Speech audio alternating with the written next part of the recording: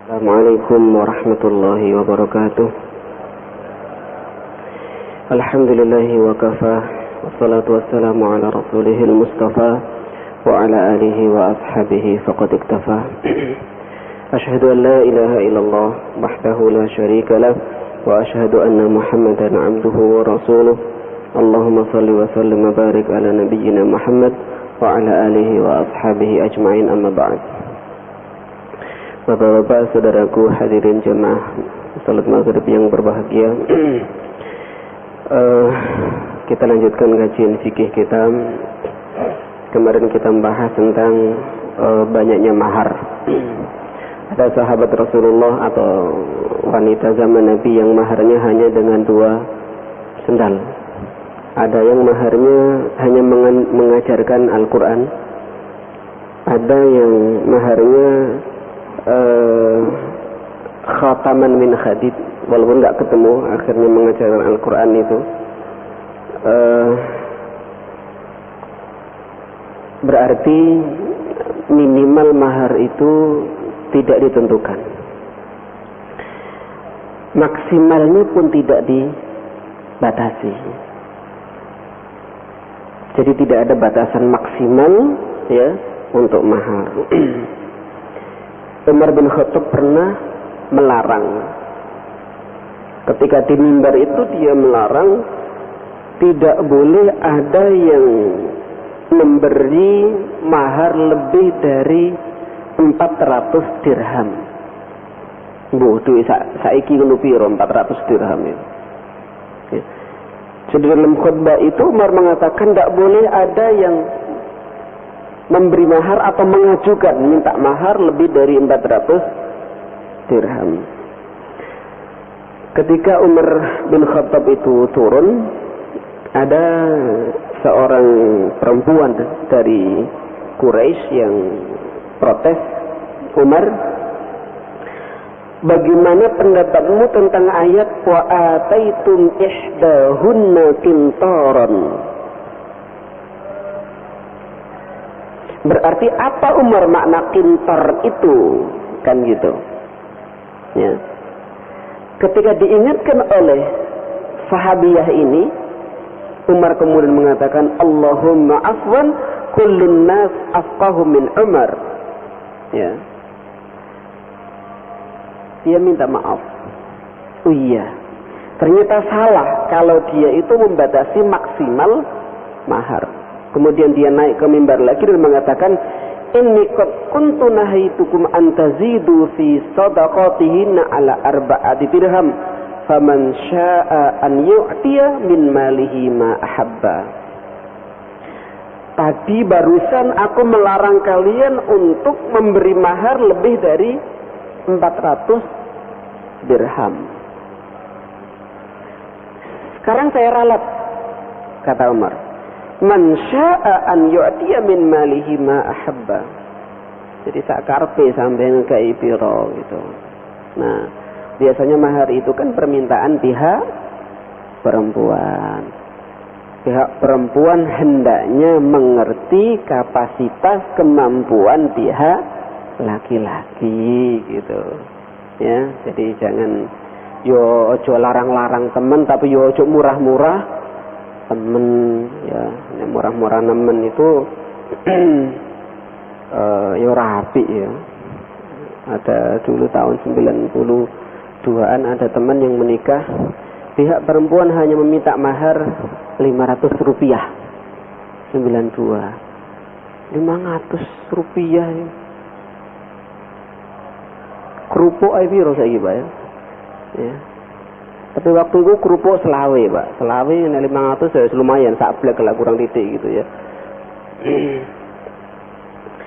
Baik, kita lanjutkan.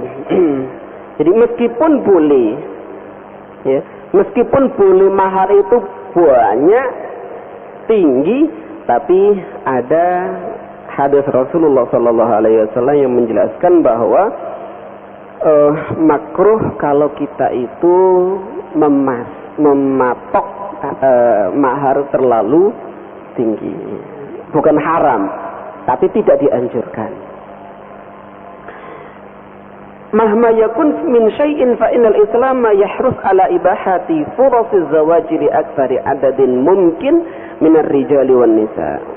Jadi Islam itu menganjurkan, memudahkan kesempatan untuk menikah seluas-luasnya bagi laki-laki atau perempuan.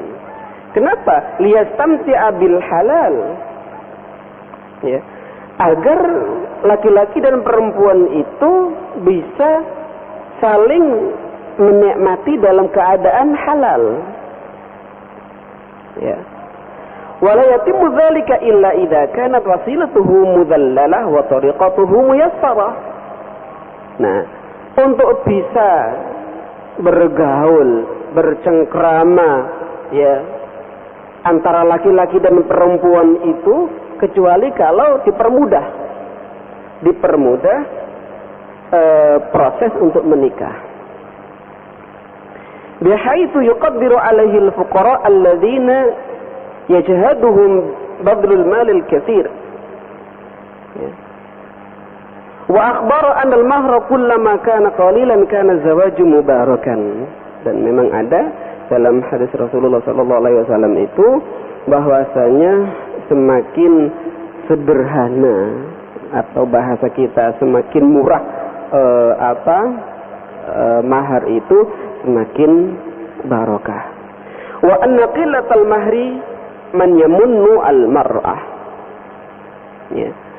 Dan sedikitnya mahar itu menunjukkan bahwa wanita itu hatinya lembut.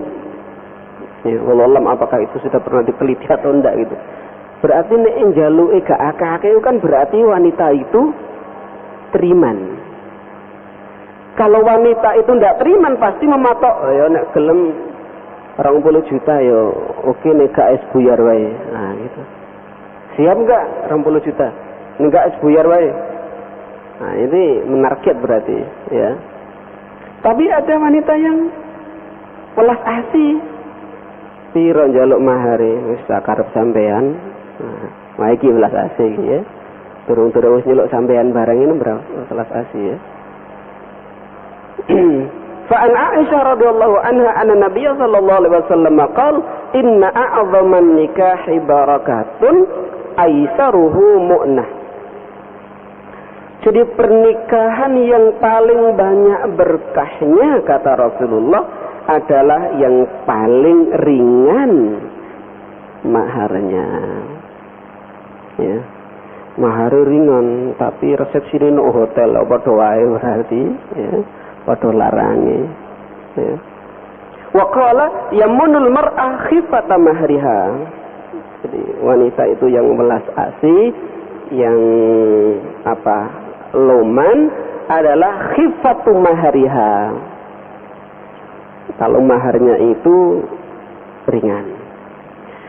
Wa yassara nikahuha, proses pernikahannya wanita yang soleha, wanita yang neriman ya, wanita yang welas asih itu mempermudah proses pernikahan. Jadi ketika dilamar orang itu enggak dipersulit. Ya. Wa husnu khuluqiha. Wanita yang soleha itu adalah juga tandanya akhlaknya baik.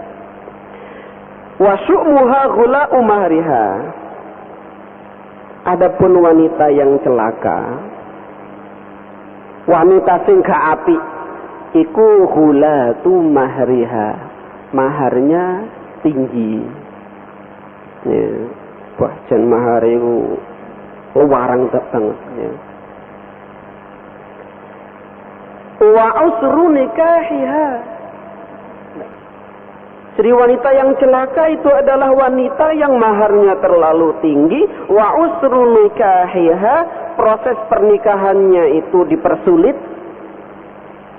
Ya. Wa su khuluqiha, dan akhlaknya tidak baik. Akhlaknya jelek. Wah, iku wanita sing celaka itu. Jadi sampeyan golek mantu nang mahare larang, proses pernikahannya berbelit-belit, kon kondo kakak nih, kon kondo adik nih, kon kondo mbae, walah sulit ya. Wah, terus mari ngono akhlake ya gak patek api. Nah, itu celaka sampean kalau memilih mantu sing kaya ngono iku. Ya. Wa katsirun minan nasi jahula hadhihi ta'alim, tapi banyak orang yang tidak mengerti ajaran ini. Wa ta'alluq bi'adatil jahiliyah, mereka tergantung dengan adat-adat jahiliyah. Di antara adat jahiliyah itu adalah minat taghali fil muhur. Maharnya tinggi, ya. Akhirnya banyak laki-laki yang tidak mampu, tidak bisa menikah. Karena maharnya terlalu tinggi, nggak bisa menikah, sementara kebutuhan itu adalah kebutuhan yang sangat mendesak, akhirnya larinya kepada tindakan yang haram. Ya, wis nok kono wae, kate belanjani, nah, akhirnya kan ngono. Ya. Wa qad adda dzalika ila kathrati syakwa. Ketika mahar itu terlalu tinggi, mengakibatkan banyak orang yang gak bisa menikah dan banyak pengaduan-pengaduan. Baik dari pihak laki-laki atau dari pihak wanita. Sing laki-laki karena gak kuat membayar mahar yang tinggi, sing wedok gak ono sing marani. Arep diparani keduren rek gak kuat aku. Akhirnya gak ono sing moro sampai tua. Perawan umur 40 tahun. Gak payu. Ya. Ana bocah nomane golek gak 40, golek sing selawe lapo golek 40 iku. Akhire wis kelewat usia pernikahan, ya. Jadi muskilah itu akhirnya bukan hanya muskilah problem buat laki-laki. Problem awalnya memang laki-laki karena nggak mampu membayar mahar, tapi imbasnya adalah juga kepada wanita. Mestinya usia-usia produktif, punya anak dan seterusnya, tidak ada yang pernah melamar, akhirnya menjadi perawan-perawan tua. Itu nanti menjadi beban bagi ayah atau ibu atau orang tua mereka. Duh, kowe umur sakmene kok durung ono calonmu iku piye? Akhirnya orang tuanya juga sedih. Ya, nah ini problem. Makanya nggak perlu ditinggi-tinggikan. Nah, sekarang takjilul mahar wa takjilihi. Mahar itu boleh dibayar kontan, juga boleh tidak kontan. Selama ini tradisi kita bahwa mahar itu adalah halan kontan. Padahal seandainya yang laki-laki itu nggak punya, aku bayar separuh sih boleh. Terus gak apa-apa, nah harus 1 juta, tapi 500 ya, 500 minimal gajian misalnya, boleh. Ya justru ta'jilul mahri wa ta'jilihi, atau ta'jilul ba'd wa ta'jilul ba'dil akhar. Jadi boleh mahar itu dibayar kontan, boleh juga tidak kontan.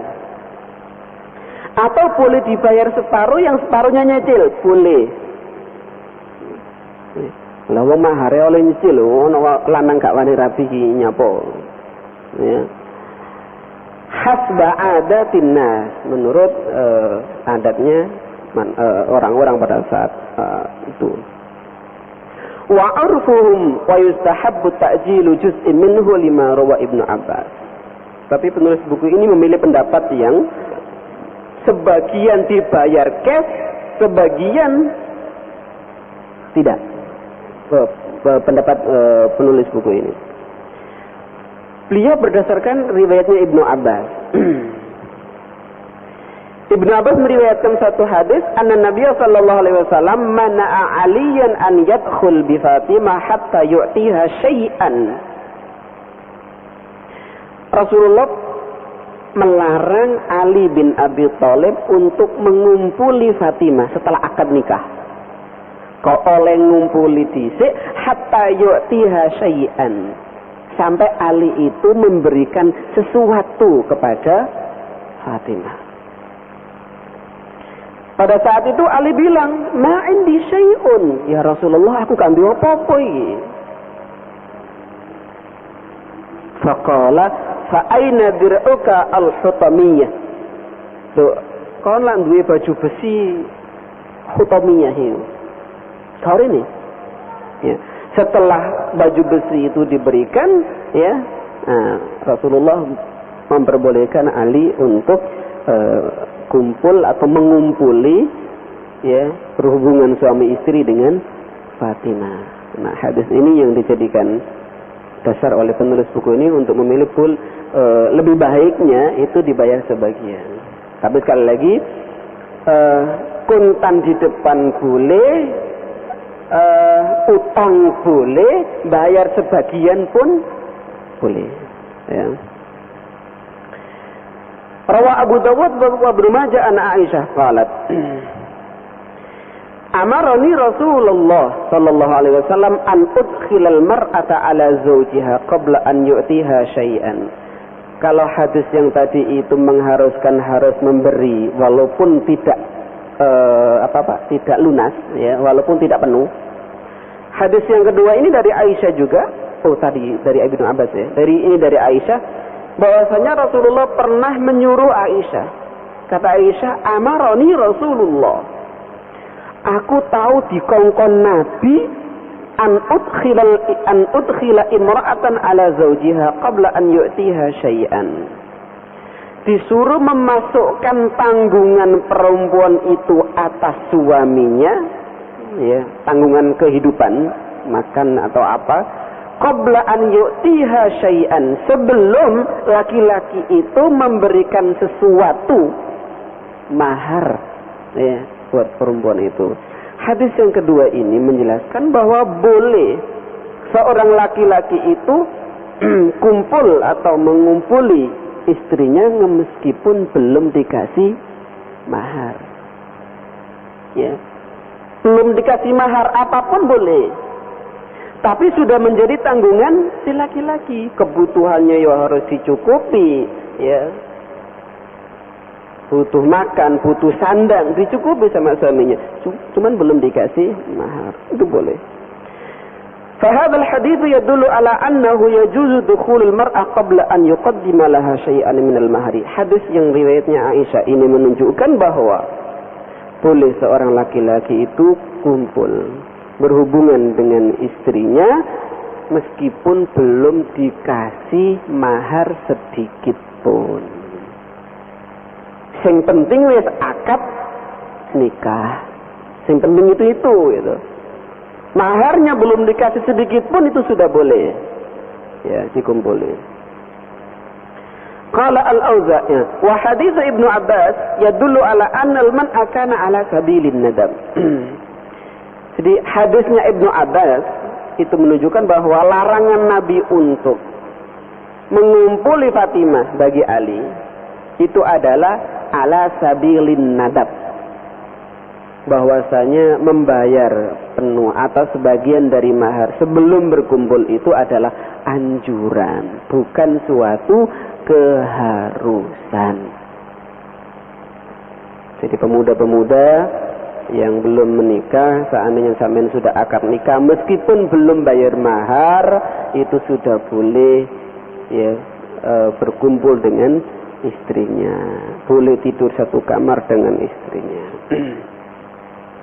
Qala al-Auza'i kanu yastahsinuna alla yadkhula 'alayha hatta yuqaddima laha syai'an. Nah, kata al-Auza'i, masyarakat pada saat itu, kata al-Auza'i, itu menganggap istihsan, menganggap satu kebaikan kalau si laki-laki itu sebelum menggauli istrinya itu menyerahkan sesuatu itu. Jadi kalau maharnya itu totalnya misalnya 5 gram atau 10 gram emas, ya aku iso mek anu sak gram dhisik ya, sak gram itu dikasihkan. Ya. Wa qala Zuhri balagana fi sanah alla yadkhula bimra'atin hatta yuqaddima nafaqatan aw yaksu kiswatan dzalika mimma amila bihil muslimun. Auza'i juga berpendapat seperti itu. Tetapi pendapat ini nanti dibantah oleh Ibnu Hazm. Ya, Ibnu Hazm membantah. Wa man tazawwaja fasamma sadaqatan aw yusamma falahu ad-dukhul bima ahabbat am karahat. Jadi kalau ada suami istri sudah melakukan akad nikah, maharnya itu sudah disebutkan atau belum, sudah ditentukan maharnya atau belum, maka sudah boleh campur atau kumpul, baik istrinya itu ahabbat, senang, atau karihat atau enggan. Maksudnya terpaksa atau tidak terpaksa, itu sudah boleh dikumpuli sama suaminya meskipun belum dibayar, kata Ibnu Hazm. Wa yuqdha laha bima samma laha. Kalau kemudian kemudian terjadi hubungan suami istri, maka suaminya harus membayar mahar yang telah dijanjikan itu, ya, harus. Apakah dia terpaksa atau tidak? Kalau sudah menggauli istrinya, nanti bayar. Wala yamna min ajli dzalika min ad-dukhuli biha, lakin yuqdha lahu ajilan bid-dukhul wa yuqdha laha alaihi hasba ma yujadu 'indahu min as-sadaq. Jadi kalau sudah dikumpuli, segera dibayar walaupun misalnya tidak penuh, ya. Wa qala Abu Hanifah inna lahu an yadkhula biha ahabbat am karihat in kana mahruha muajjalan li'annaha hiya allati radiyan. Kata Abu Hanifah, laki-laki itu boleh menggauli istrinya baik dalam keadaan senang atau terpaksa kalau maharnya itu memang disepakati muajjalan. Muajjalan itu maksudnya mahare tidak cash apa Pak Aran? Ya, tidak kontan. Memang sepakat gitu loh. Kata Abu Hanifah, li'annaha hiyallati radiyat bitajil. Karena wanita itu sudah ridho kalau memang maharnya dibayar belakangan. Wa hadza la yasqutu haqqahu. Dan itu tidak boleh menggugurkan hak laki-laki itu. Wa in kana mu'ajjalan kullahu aw ba'dahu lam yajuz lahu an yadkhul biha. Tapi kalau maharnya itu disepakati kontan semuanya atau kontan sebagiannya, maka kata Abu Hanifah sebelum dibayar itu tidak boleh kumpul dulu. Pendapat Abu Hanifah. Tapi lagi-lagi dibantah pendapatnya Abu Hanifah itu dengan Ibnul Munzir. Ya. Ajma'a kullu man nahfadu anhu min ahli al-ilmi anna lil mar'ata an tamtani'a min dukhul az-zawj 'alayha hatta yu'tiha mahraha. Ya. Bukan Ibnu Munzir. Ibnu Munzir mendukung pendapatnya Abu Hanifah, ya. Bahwasanya kalau maharnya itu sudah disebutkan 1 juta misalnya di depan, bukan dicicil, ya, maka harus dibayar sebelum dikumpuli, ya. Tapi pendapat itu dibantah oleh Muhalla, pengarang buku Al-Muhalla. Dibantah begini, la khilafa baina ahadin minal muslimin fi annahu min hinin ya'qid 'alaiha az-zawaj fa innaha zawjatun lah. Jadi tidak ada satupun orang Islam atau ulama Islam yang mengatakan bahwasanya ketika sudah terjadi akad nikah, maka itu adalah istri atau suaminya gitu. Tidak ada yang mengatakan tidak. Kalau sudah ada akad nikah, ya, itu suami dan itu istrinya. Kalau itu sudah suami dan itu sudah istrinya, fahuwa halalun laha, halal dia itu, ya. Faman mana'aha minhu hatta yu'tiha as-sadaq aw ghairah faqad hala bainahu wa bain imra'atin bila nas min Allah ta'ala wala min rasulih. Kalau ada yang berpendapat bahwasanya sebelum diberi mahar tidak boleh dikumpuli, berarti itu bertentangan dengan ya berarti dia itu berdalil dengan nas itu tidak ada dalam Al-Quran atau dalam hadis-hadis Rasulullah. Artinya kalau ada yang berpendapat menurut penulis buku Muhalla itu, kalau ada yang berpendapat sebelum diberi mahar nggak boleh berkumpul, itu tidak benar. Kalau dalile itu, nah gitu loh maksudnya. Ya. Lakinnal haqqo ma qulna, ya, yang benar apa yang kami katakan, katanya, kata penulis buku ini, alla yamna haqqahu minha wala tamna hiya haqqaha min sadaqiha. Bahwasanya hak suami itu enggak boleh dihalang-halangi. Apa hak suami? Ngumpuli istrinya. Dan juga tidak boleh menghalang-halangi haknya atau melarang atau mengabaikan haknya wanita. Apa haknya wanita? Mendapatkan mahar. Lakin lahu dukhulu 'alaiha ahabbat am karahat wa yu'khad mimma yujad lahu sadaqaha. Tapi misalnya kalau sudah kadung kumpul, ya mau nggak mau seorang suami harus memberikan maharnya atau sebagian maharnya kepada wanita itu. Ya.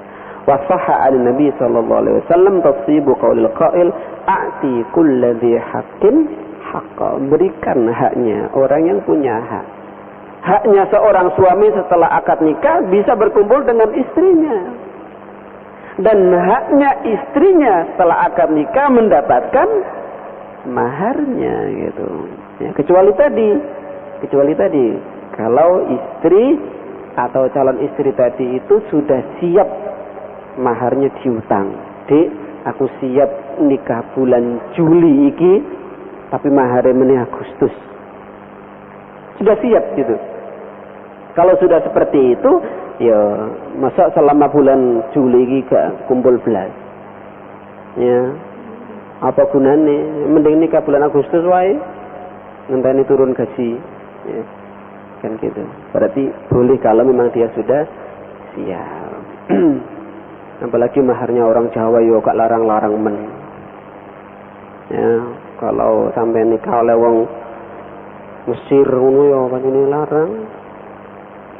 Nikah dengan orang Saudi orang itu mahal. Ya.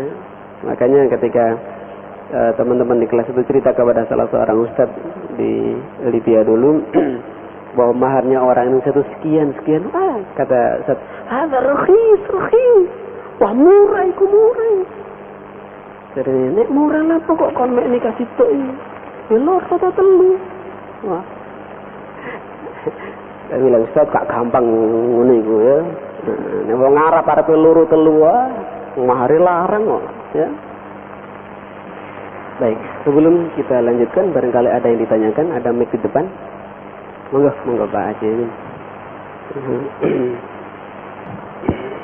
Begini Ustaz, masalah mahar yang ditunda pembayarannya tadi itu Ustaz.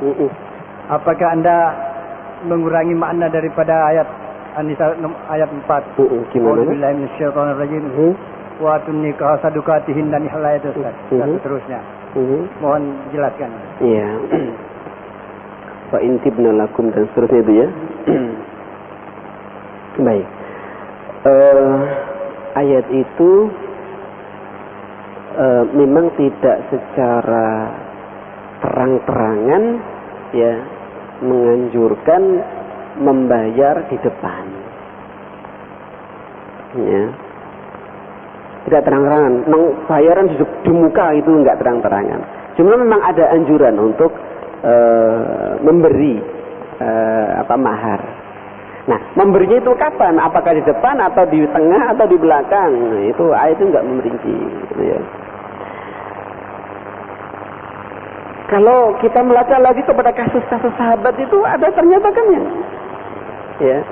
Misalnya yang kemarin itu, yang disuruh mencari cincin dari besi, gak oleh kanggo mahar itu akhirnya saya nikahkan kamu dengan perempuan ini, maharnya adalah hafalan-hafalan Quran. Apakah saat itu kemudian ya diajarkan? Kan enggak juga. Ya. Nah, tapi mana yang lebih baik? Ya. Kalau kita kompromikan dengan ayat tadi, tentu yang lebih baik adalah yang di depan. Nah, tapi pada saat misalnya pihak laki-laki ini nggak mampu, lebih baik nikahnya diundur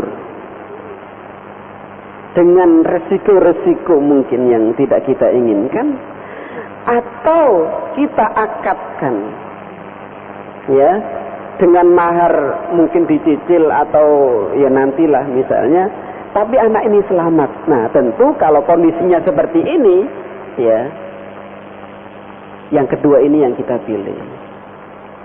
Laki-laki perempuan harus boncengan murak-marik gitu. Ya. Masa sih gak duwe mahar, wong iso ngisi bensin ngono. Bensin 3 liter wis piro. Ya. Yang boyo gak sepedaan sak minggu lah wis lumayan ngumpul iku. Jagane tuku bensin dikumpul kanggo mahar. Masa sih gak iso. Kan gitu. Nah, seandainya tadi enggak, pihak laki-laki enggak duwe apa-apa gitu loh. Ya, maka ya kondisi seperti itu ya kita permudahlah, ya. Bukan berarti kita menghilangkan makna ayat keempat dalam surat An-Nisa tadi, ya. Tapi pada saat-saat normal, pada saat-saat kita pihak laki-laki itu dalam keadaan rezekinya luas, ya banyak, ya lebih baik memang kalau dibayar di depan, ya. Baik. Makanya selama saya mengikuti pernikahan nggak ada yang pengantin laki-laki qabil tu nikah bi mahri apa ya muajalan itu nggak ada itu. Rata-rata itu halan kontan ya cash. Bahkan naibnya nggak mau dibohongi, sebelum bayar harus diserahkan gitu ya, padahal nggak harus diserahkan di depan naib. Terus kok dikira no kamar ayo ora apa-apa lho Dik, mahare yo gak apa-apa yo gitu ya. Tapi naib saking kuwatir aku nang gak dikekno ya. Akhirnya sebelum bayar harus diserahkan, terus dipotret dan seterusnya. Ya silahkan ya. Boleh. Nah, monggo. Ini Ustaz, kalau mahar ini yang ditunda, kemudian si laki-laki nantinya akan membayar dengan hasil penghasilan setelah menjadi suami istri. Tentu rezeki yang diperoleh ini adalah rezeki bersama. Bagaimana kira-kira kalau rezeki yang diperoleh itu untuk membayar mahar ini? Terima kasih. Rezeki yang diperoleh adalah rezeki bersama. Sudah bersama karena sudah ada kan bahwa rezeki suami istri adalah 2 sama dengan 1. Jadi 2 rezeki yang kita peroleh tapi 1. Misalnya rezeki istri tapi melalui saya. Demikian juga rezeki saya sendiri mungkin melalui istri. Bagaimana kalau itu yang dibayarkan sebagai pembayaran mahar? Oh iya ya. Jadi sampai memahami bahwa ketika suami istri, ketika laki-laki dan perempuan ini sudah menjadi suami istri, maka laki-laki kerja. Ya, berarti penghasilan laki-laki itu juga rezekinya istri. Dari sana kemudian sampean punya kesimpulan, loh, itu kan rezekinya istri, kok dibayarkan buat mahar, ya apa itu kan gitu. Ya terima kasih. Memang ini Pak, tidak serta-merta semua yang dihasilkan oleh pihak suami itu serta-merta milik istri. Ya. Dalam harta dalam Islam, ya, itu enggak seperti itu gitu. Jadi suami itu harus bertanggung jawab untuk menghidupi ya istrinya secara layak. Misalnya penghasilan suami 5 juta misalnya. Untuk 2 juta itu sudah layak, berarti yang 3 juta ini ya otomatis milik pribadi suaminya gitu. Ya. Bukan 5 juta itu milik istri semuanya, enggak gitu.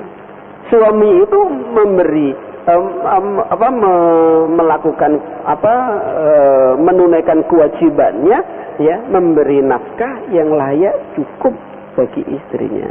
Jadi bayangan zaman jangan 5 juta itu otomatis milik istri, enggak. Yang milik istri yang 2 juta kalau penghasilannya 5 juta. Yang 3 juta itu masih milik suaminya gitu. Nah, yang milik suaminya ini yang nanti dibuat. Nah, yang 2 juta harus memang dikasihkan karena itu adalah kewajiban seorang suami terhadap istrinya. Ya. Dan di dalam faraid itu memang faraid zaman dulu itu tidak ada harta gono gini gitu.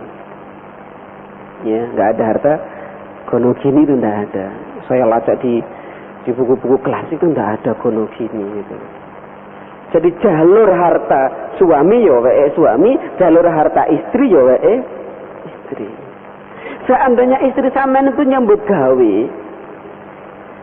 bahkan gaji istri sampean lebih banyak, lebih tinggi dari sampean, tetap istri tadi itu tidak berkewajiban sedikit pun untuk memberikan gajinya itu untuk keluarga. Simpenan. Ya, nanti deh gaji sampean.